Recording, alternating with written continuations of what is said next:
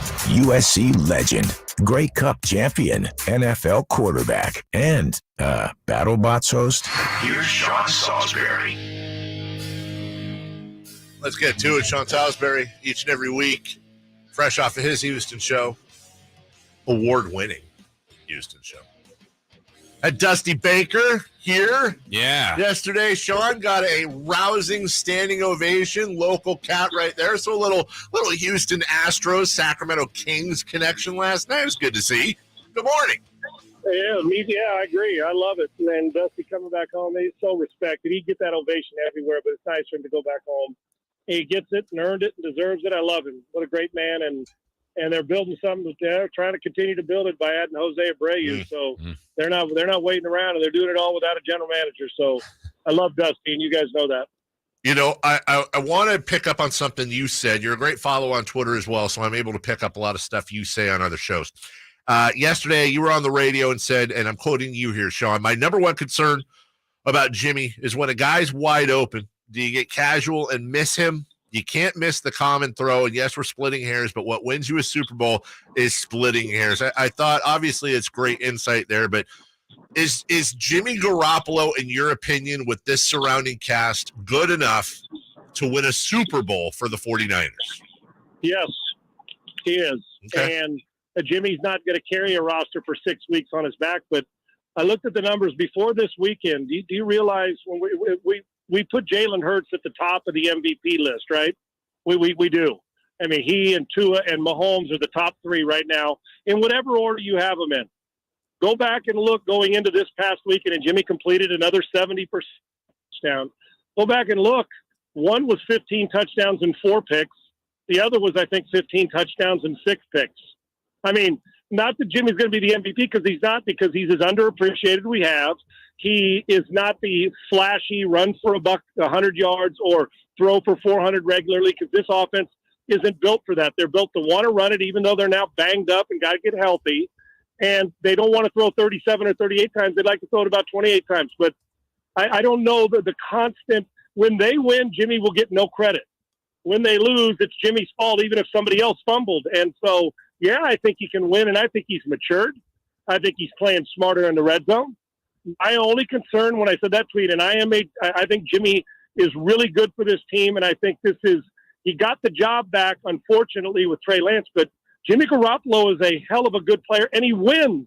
I don't know why we take away wins. Do you want a pretty 400-yard loss, or do you want a 240-yard win? And he wins. So, for me, what I'm saying by that is it's not the difficult throw that he made some difficult throws and really good plays this past weekend. But go back over time last year in the NFC Championship game, in the Super Bowl, and it's not like 8 of them. It's 1 or 2 where guys open on a corner route or a fade, the wheel route this past weekend, Ayuk in the end zone. It's almost like a little casual, oh, this is easy. You know how when we all go play in our schoolyard and the guy's wide open and we're playing 5-on-5 against our buddies, or you miss a wide open layup? Once in a while, the aggressiveness isn't there, and Jimmy will miss a layup that's a breakaway layup. So if he controls that and makes that simple throw, you're damn right he's good enough, and especially with a defense that's pitched 4 straight second-half shutouts and is number 1 in like 8 million categories. Jimmy Garoppolo is a good football player. There's been lesser quarterbacks that have won Super Bowls. We're talking with Sean Salisbury here on the Folsom Lake Honda Hotline. Folsom Lake Honda, your one-stop Honda shop. So, Sean, how does he change that narrative? Because I get the feeling they could even win the Super Bowl. He could even be the Super Bowl MVP, and there would be, yeah, but that defense, or yeah, but Debo and Kittle, or yeah, that running game. How does he change that narrative for a lot of people out there? The number one way is for him not to care, and he's probably not going to. It's a great question. I think to label guys with stigmas that they just can't overcome it, because he's never going to be 6. He's not going to look like Herbert. He's not going to throw. Sorry, guys, that's a safety alert. He's not going to look like. Can you hear me? Sorry, yeah. They're sending a safety alerts for either weather or on our phone. I don't know why that happened. I apologize. We got you. Anyway, so they're not going to listen. He's not going to ever get the credit. If he goes and wins, and you're exactly right, the MVP, the narrative will be, yeah, but he would have got there without the defense. Well, yeah, I can say Tom Brady wouldn't have got there without Gronkowski, or Belichick doesn't get there without Brady, or Ray Lewis doesn't get there without a good run game, or last year's the Rams don't win it without Matt Stafford or without Cooper Kupp. We can say that about everybody. And I'm going to tell you why they do this.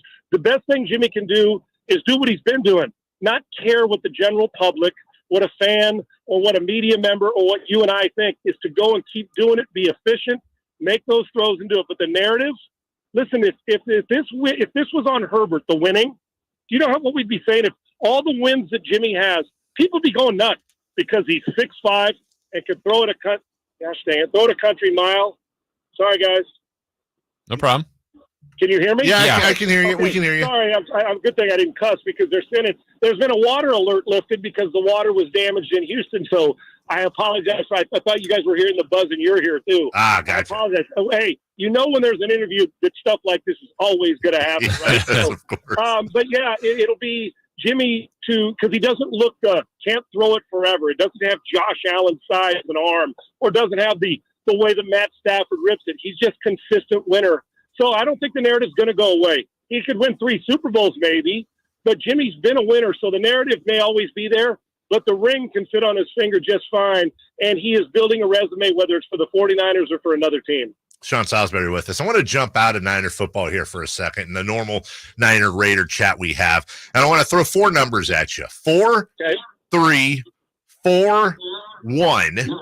Those are the totals that the Ravens have lost by in their 4 losses. And in all 4 losses, Sean, you may have seen this stat, they were actually favored to win the game in the 4th quarter. You look at the depth chart, you question the talent, Mark Andrews aside and a couple others around Lamar Jackson. But when you look at the Ravens, do you see is this on Harbaugh? Is this on Jackson? Is Jackson being wasted? I know that's 50 questions, but I guess I'm asking you for your analysis on that team as a whole.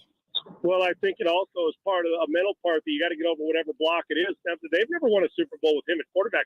I think he's an enormous talent. I would have already paid him. But we can't just listen, what do we always say about Rodgers or about Brady or about, when Russ Wilson was in Seattle or any of the great players we have in the league? You know what we say? You got to elevate other talent, right? Yeah. We always say that.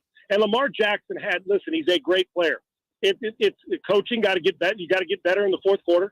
You've got to make more plays in the 4th quarter. You've got to get stops in the 4th quarter. They didn't get stops on Trevor Lawrence, but they've done it enough times that you got to start to question. You could play. It's not going to be one guy. One guy may miss a coverage. Another guy may miss. Lamar may have a read. I was watching some tape on him where a guy's open and he bails out of the pocket, scrambles to the right, throws the ball out of bounds. When if he'd have stayed in the pocket, he'd have thrown it. And then he'll come back and make a throw to Deshaun Jackson over the top for a one thing that's pointing to it. But I'll tell you what, you can get into a habit of this, and you can look at it 2 ways. Either we're close, which I think is a lazy narrative. Yeah, we're getting close, and we need to win those, but we're not. Or you can look at it the other way, saying, what's wrong late? Is this team got to get better? Do they know how to close? So you can look at it from either side. But a championship team doesn't make the excuse of we're close. They make the excuse, or they at least they point the finger at themselves. And knowing John Harbaugh and Lamar Jackson, I would think that they would say, I got to do better. We all got to do better. We're better than this, because they are a championship caliber team with a winning quarterback. The problem is, do they have enough weapons to close it out offensively? And do they have defense to get off the field against a good quarterback? And late in games this year, their MO has been to choke it out and get beat. And if they don't fix it, they're going to be in trouble. That's Sean Salisbury here each and every Tuesday right here on Sactown Sports in the Morning. Sean, I didn't even ask you. I'm assuming you had a wonderful Thanksgiving. You have a beautiful family. I know they're so important to you. Yep. Looking forward to talking holiday food with you coming up here very soon, my man. Yeah, can't wait. It was awesome. I hope you guys had a great one, too. It's always good laughs and good family and good friends, so I like it, and good food. I appreciate you guys. Thank you. That's Sean Salisbury. We'll take a break. When we come back, let's look at last night in the NBA.